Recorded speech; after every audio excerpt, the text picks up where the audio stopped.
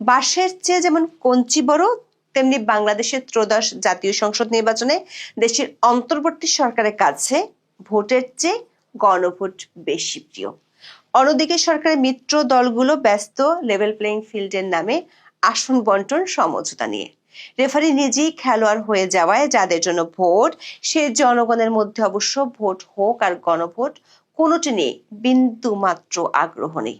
সূত্রগুলো বলছে, ভোটের নাটকে সরকার ও সরকারি মিত্রদের চিন্তা হলো দুটি।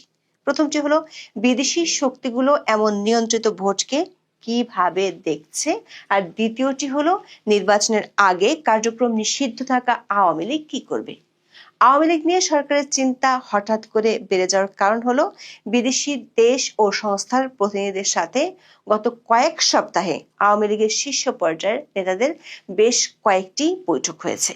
এসব বৈঠকের পরপরই 17 জানুয়ারি ভারতের দিল্লির প্রেস ক্লাব অফ ইন্ডিয়ায় আওয়ামী লীগের 2 সাবেক মন্ত্রী সংবাদ সম্মেলন করেছে। এর মধ্যে প্রচার করা হচ্ছে আগামী শুক্রবার 23 জানুয়ারি দিল্লিতে সাংবাদিকদের জন্য আয়োজিত একটি অনুষ্ঠানে বক্তব্য দিবেন বাংলাদেশের সাবেক প্রধানমন্ত্রী শেখ হাসিনা। তবে আমরা নিশ্চিত হতে পেরেছি, সেভ ডেমোক্রেসি ইন বাংলাদেশ বা বাংলাদেশের গণতন্ত্র বাঁচাও শীর্ষক অনুষ্ঠানটি দিল্লিতে হলেও শেখ হাসিনা ওই অনুষ্ঠানে সশরীরে থাকবেন না। সেই অনুষ্ঠানে শেখ হাসিনার একটি অডিও বার্তা প্রচার করা হবে। তবে সূত্রগুলো বলছে, সেই অডিও বার্তার মাধ্যমে শেখ হাসিনা বাংলাদেশের ত্রয়োদশ জাতীয় সংসদ নির্বাচন উপলক্ষে এমন কিছু বার্তা দিবেন যেটি গত 1 সপ্তাহ ধরে অনুষ্ঠিত বৈঠকের আলোকেই হবে। প্রশ্ন হলো, শেখ হাসিনা ও তার দল এরই মধ্যে ভোট বর্জনের কথা বলেছেন, তাহলে 23 জানুয়ারি নতুন কি বার্তা দিতে পারেন তিনি? বিস্তারিত। 2024 সালের 5 আগস্ট সরকার পতনের পর থেকে আওয়ামী লীগ সভানেত্রী বাংলাদেশের সাবেক প্রধানমন্ত্রী শেখ হাসিনা আছেন দিল্লিতে। সেখান থেকে অডিও বার্তার মাধ্যমে দলীয় নেতাকর্মীদের প্রায় তিনি বার্তা দেন। এ নিয়ে ভারতের কাছে একাধিকবার নালিশও জানায় বাংলাদেশের অন্তর্বর্তী সরকার। এতে অবশ্য কোনো লাভ হয়নি। উল্টো ইংরেজি বাংলা মিলিয়ে একাধিক আন্তর্জাতিক ও ভারতীয় সংবাদ মাধ্যমকে ইমেইলের মাধ্যমে সাক্ষাৎকার দিয়েছেন শেখ হাসিনা। সেসব সাক্ষাৎকারে বাংলাদেশের অন্তর্বর্তী সরকারের বৈধতা নিয়ে প্রশ্ন তোলার পাশাপাশি এই সরকারের আমলে মানবাধিকার লঙ্ঘন, সংখ্যালঘু নির্যাতন এবং আওয়ামী লীগের নেতা কর্মীদের উপর নিপীড়ন সহ একাধিক ইস্যুতে তিনি মন্তব্য করেছেন। প্রায় সবগুলো সাক্ষাৎকারে তিনি দাবি করেছেন তার দল আওয়ামী লীগ নির্বাচনে অংশ নিতে চায়, কিন্তু আওয়ামী লীগের জনপ্রিয়তায় ভয় পেয়ে সরকার আওয়ামী লীগকে নির্বাহী আদেশে নিষিদ্ধ করে ভোটের মাঠ থেকে বাইরে রেখেছে। কিন্তু অডিও বার্তা কিংবা ইমেল সাক্ষাৎকার দিলেও শেখ হাসিনাকে গত 17 মাসে সশরীরে দেখা যায়নি কিংবা ভিডিও বার্তাও দিতে দেখা যায়নি। ভারতীয় এক সাংবাদিকের ভিডিও বার্তা থেকে প্রচারিত হয়েছে 23 জানুয়ারি শেখ হাসিনা সশরীরে সাংবাদিকদের জন্য আয়োজিত একটি অনুষ্ঠানে উপস্থিত থাকবেন। তবে দিল্লির একাধিক সূত্রে আমরা নিশ্চিত হতে পেরেছি শেখ হাসিনা সশরীরে কোনো অনুষ্ঠানে উপস্থিত থাকছেন না। যে অনুষ্ঠানটির কথা বলা হচ্ছে সেটির শিরোনাম হলো সেভ ডেমোক্রেসি ইন বাংলাদেশ বা বাংলাদেশে গণতন্ত্র বাঁচাও। অনুষ্ঠানটির আয়োজন করেছে দিল্লিতে অবস্থিত foreign correspondents club of south Asia. দিল্লির মাথুরেতে এই অনুষ্ঠানটি হবে। সেখানে সশরীরে হাজির থাকবেন হিউম্যান রাইটস ওয়াচের মহাসচিব ইঞ্জিনিয়ার মোহাম্মদ সিদ্দিক, সাবেক শিক্ষামন্ত্রী মহিবুল হাসান চৌধুরী নফেল। এছাড়া ভার্চুয়াল মাধ্যমে যোগ দেবেন সাবেক পররাষ্ট্রমন্ত্রী আব্দুল মোমেন, সাবেক তথ্যমন্ত্রী মোহাম্মদ আলী আরাফাত, সাবেক সংসদ সদস্য হাবিব মিল্লাত এবং অধ্যাপক এস.এম. মাসুম। দিল্লির foreign correspondents club of south Asia and international association of press ক্লাবের সভাপতি ডক্টর ওয়াএল আওয়াদ যে সংবাদ বিজ্ঞপ্তি পাঠিয়েছে সেখানে বলা হয়েছে 23 জানুয়ারি সন্ধ্যা 6টা থেকে 7টায় অনুষ্ঠানটি হবে, যেখানে সূচনা বক্তব্য দিবেন বাংলাদেশের সাবেক প্রধানমন্ত্রী শেখ হাসিনা। তবে সেটি হবে তার একটি অডিও বার্তা। এমনকি তিনি অডিও সংযোগে এসে সাংবাদিকদের প্রশ্নের জবাব দেওয়ার সম্ভাবনাও কম। দর্শক, এর আগে 17 জানুয়ারি ভারতের দিল্লির প্রেস ক্লাব অফ ইন্ডিয়ায় আওয়ামী লীগের 2 সাবেক মন্ত্রী সংবাদ সম্মেলন করে। ভারতীয় সংবাদ মাধ্যমগুলোর খবরে বলা হয়েছে, আওয়ামী লীগ সরকারের পতনের পর গত 17 মাসে ভারতের মাটিতে এটিই ছিল আওয়ামী লীগ নেতাদের কোনো সংবাদ সম্মেলন। অবশ্য দলটির অনেক নেতাই ভারতীয় গণমাধ্যমকে নানাভাবে সাক্ষাৎকার দিয়েছেন গত 1.5 বছরের বেশি সময়। যদিও অনুষ্ঠানের আয়োজকদের পক্ষ থেকে দাবি করা হয়েছে 17 জানুয়ারির প্রেস কনফারেন্সটি আওয়ামী লীগের ছিল না। সংবাদ সম্মেলনে হাজির ছিলেন সাবেক পররাষ্ট্রমন্ত্রী হাসান মাহমুদ ও সাবেক শিক্ষামন্ত্রী মহিবুল হাসান চৌধুরী নওফেল। অনুষ্ঠানের অন্যতম আয়োজক লন্ডন প্রবাসী ব্যারিস্টার নিঝুম মজুমদার বিবিসি বাংলাকে বলেছেন, হাসান মাহমুদ এবং নওফেল চৌধুরী কেউই আওয়ামী লীগের নেতা হিসেবে ওই সংবাদ সম্মেলনে যাননি।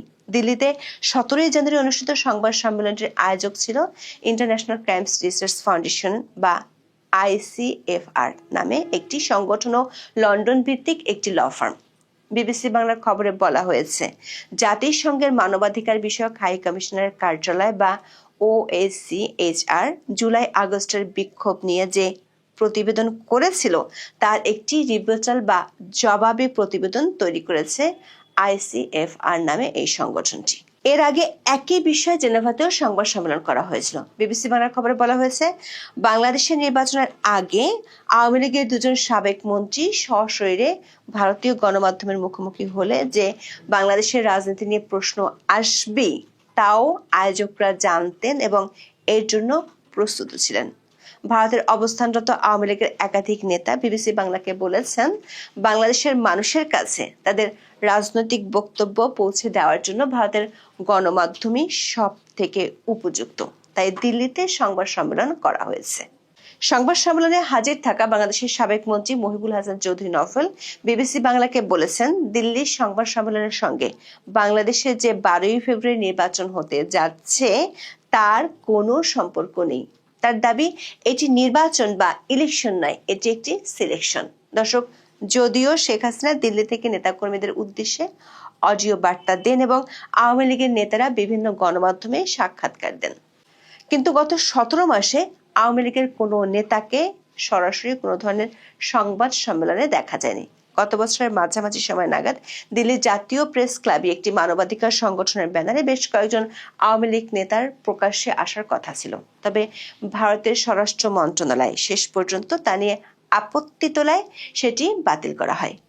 তখন কারণ হিসেবে অনানুষ্ঠানিকভাবে বলা হয়েছিল, এই আওয়ামী লীগ নেতারা যেহেতু প্রায় সবাই পর্যটক ভিসা বা বাণিজ্যিক ভিসা নিয়ে ভারতের মাটিতে আছেন, তাই তাদের প্রকাশ্য রাজনৈতিক কার্যক্রমে অংশ নিতে দেওয়া সম্ভব নয়। তবে হাসান মাহমুদের ক্ষেত্রে পরিস্থিতিটা আলাদা, কারণ তিনি ভারতে নন, আপাতত থাকছেন ইউরোপের দেশ বেলজিয়ামে। সম্প্রতি সোশ্যাল মিডিয়াতে ফাঁস হওয়া বিভিন্ন ছবিতে তাকে ইউরোপের বিভিন্ন দেশে সফর করতেও দেখা গেছে।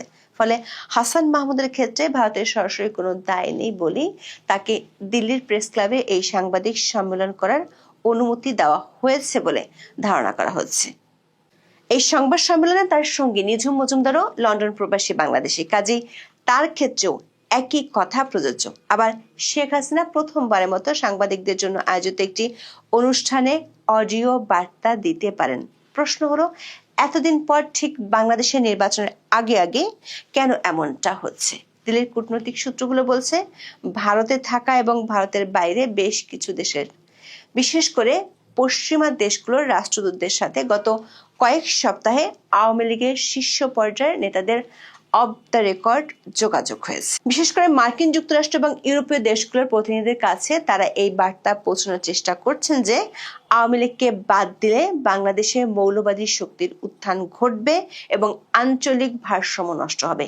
এমনিতেই আন্তর্জাতিক সম্প্রদায়ের পক্ষ থেকে অন্তর্ভুক্তিমূলক নির্বাচনের দাবি বরাবরই জোরালো ছিল। গত 23 ডিসেম্বর মার্কিন যুক্তরাষ্ট্রের 5 জন প্রভাবশালী আইন প্রণেতা অন্তর্বর্তী সরকারকে একটি চিঠি লিখে আওয়ামী লীগকে সম্পূর্ণ নিষিদ্ধ করার বিষয়ে উদ্বেগ প্রকাশ করেছেন। ব্রিটিশ পার্লামেন্টেও বিষয়টি নিয়ে আলোচনা হয়েছে। কমনওয়েলথ সহ একাধিক আন্তর্জাতিক সংস্থা বাংলাদেশের আগামী সংসদ নির্বাচন নিয়ে তাদের নেতিবাচক মনোভাবের কথা অন্তর্বর্তী সরকারকে জানিয়ে দিয়েছে। সূত্রগুলো বলছে, শেখ হাসিনা 23 জানুয়ারি অডিও বার্তায় আন্তর্জাতিক সম্প্রদায়ের উদ্দেশ্যে বার্তা দিতে পারেন। আন্তর্জাতিক সম্প্রদায়গুলোর প্রতিনিধিদের সাথে গত কয়েক সপ্তাহ দলটির শীর্ষ নেতাদের যে যোগাযোগ হয়েছে তার প্রেক্ষিতে তিনি এমন বার্তা দিতে পারেন। এর মধ্যে আওয়ামী লীগের পক্ষ থেকে ভোট কেন্দ্রে না যাওয়ার জন্য ক্যাম্পেইন করা হচ্ছে। শেখ হাসিনা নিজেও অডিও বার্তায় এমন নির্দেশনা দিয়েছেন। গত 2 দিনে আওয়ামী লীগের পক্ষ থেকে আবারও মিছিল করা শুরু হয়েছে। পুলিশের একাধিক সূত্রে জানা গেছে, দলটির ঝটিকা মিছিল থামানোর জন্য এক সময় সরকারের পক্ষ থেকে ব্যাপক চাপ ছিল। এমনকি বেশ কয়েকজন পুলিশ কর্মকর্তাকে প্রত্যাহারও করা হয়েছিল। কিন্তু গোয়েন্দা সূত্রগুলো বলছে 25শে জানুয়ারি থেকে আওয়ামী লীগের বড় ধরনের শোডাউন শুরু হতে পারে। তবে এমন নির্দেশ দলটির শীর্ষ পর্যায় থেকে দেওয়া হয়েছে কিনা সেটি এখনো নিশ্চিত হতে পারেনি আইন শৃঙ্খলা রক্ষাকারী বাহিনীগুলো। পুলিশের একজন ঊর্ধ্বতন কর্মকর্তা মনে করেন, 21শে জানুয়ারি থেকে নির্বাচনী প্রচার শুরু হলে পুলিশ এমনিতেই ব্যস্ত হয়ে পড়বে। এর মধ্যে নির্বাচন বিরোধী একটি পক্ষ মাঠে নামলে পুলিশের পক্ষে পরিস্থিতি সামাল দেয়া কঠিন হতে পারে। গোয়েন্দাদের ধারণা, আওয়ামী লীগের যে মাঠ পর্যায়ে বা তৃণমূলে জনবল আছে এবং তাদের ছাড়া নির্বাচন করলে সেটি গণতান্ত্রিক হবে না, এমন একটি বার্তা দেশ ও দেশের বাইরে দলটি ছড়িয়ে দিতে চাইবে। দলটি নির্বাচন বর্জনের ডাকটি শুধু অনলাইনে বা দলীয় নেটওয়ার্কে নয়, মাঠের কর্মসূচির মাধ্যমেও তুলে ধরবে। আগামী কয়েকদিনের মধ্যে দলটির সভানেত্রী অডিও বার্তার মাধ্যমে দলটির কর্মসূচি ঘোষণা করতে পারেন বলে দলটির একটি সূত্র জানিয়েছে। দর্শক, হ্যাঁ ভোটের জন্য সর্বশক্তি নিয়োগ করলেও সরকার আইন শৃঙ্খলা পরিস্থিতি নিয়ে যে বড়ই উদাসীন, সেটার প্রমাণ হলো 19শে জানুয়ারি সন্ত্রাসীদের সাথে বন্দুক যুদ্ধে র্যাবের এক সদস্য মারা গেছেন। কয়েকজন র্যাব সদস্যকে জিম্মি করে রেখেছে সন্ত্রাসীরা। এটি ঘটেছে স্বরাষ্ট্রমন্ত্রীর সেই বক্তব্যের ঠিক একদিন পর, যেখানে তিনি বলেছিলেন থানা থেকে লুট হওয়া অস্ত্রগুলো খালে বিলে জঙ্গলে আছে বলে তিনি নিশ্চিত হয়েছেন এবং এগুলো নির্বাচনের সময় ব্যবহার হবে না। প্রশ্ন হলো, এমন পরিস্থিতির মধ্যে আওয়ামী লীগ যদি তার শক্তি দেখাতে নামে, তাহলে সেটি অধ্যাপক ইউনূসের ঐতিহাসিক ভোটের জন্য কতটা অপ্রীতিকর আর অস্বস্তিকর হবে। এখন এ পর্যন্ত। সবাই